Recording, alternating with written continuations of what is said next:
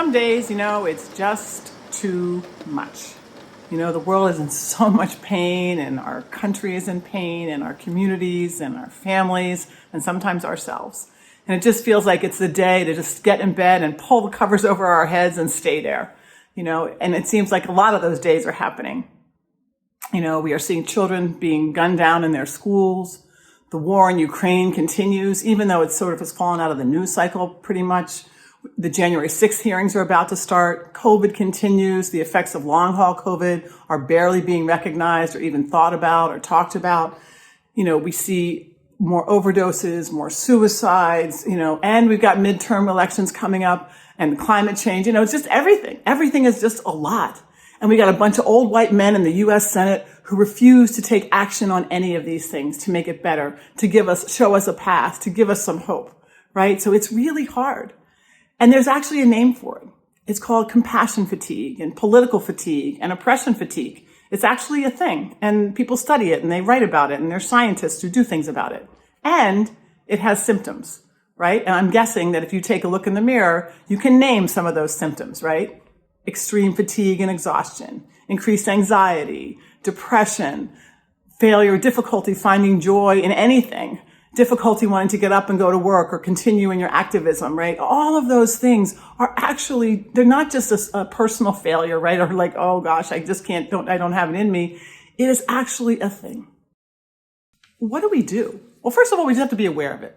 And when we're experiencing it, we have to honor that, right? So here are a few things that I use. Phone a friend, right? It always helps me to talk to someone else and not to organize the next rally or call our legislators or write the next letter to the editor, but just to vent about how awful it is and how we can't stand how awful it is sometimes, or the latest crisis. Just to vent. So phoning a friend is really important. Sounds cliche, but doing some deep breathing, right? Just really just for 3 minutes, just really being conscious of our breaths, it can help and refuel us.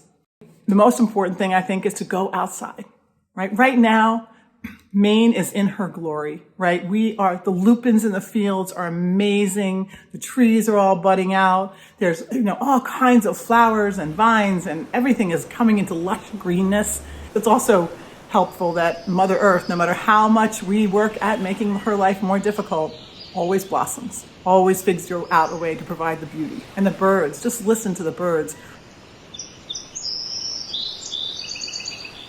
They're just stunning, and it just makes me take a deep breath, refuel, and remember all the goodness in the world. So get outside, lean up against a tree, go to the ocean, jump in a lake, any of those things in Mother Nature that can help you out. Watch a funny movie. Do some laughing yoga. Yes, it's really a thing, and if you don't know about it and want to know about it, message me, because I'm all about it. I love laughing yoga. And then I think mostly is when we take time and we're aware to rest and refuel, then we can reactivate. And reactivate in a way that feels good. Sometimes we want to start small. We can check in on a neighbor. We can plant a tomato plant. We can help with a neighborhood cleanup. Or we can do big things. We can go to rallies, organize rallies, whatever it feels like you can do, then we have the fuel to do it.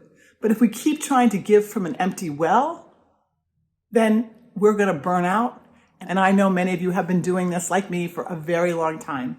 But we are in this for the long haul, and there is going to be a path forward. I know it's hard to see it sometimes, but I believe in my heart that there is going to be a path forward because there is enough goodness. Maybe we just have to love a little bit harder.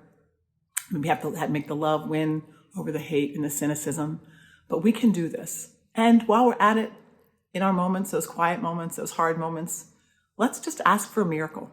Because that might be what it takes, but I believe they happen. And maybe this is our time. So rest up, take care of yourself, and then be in it for the long haul.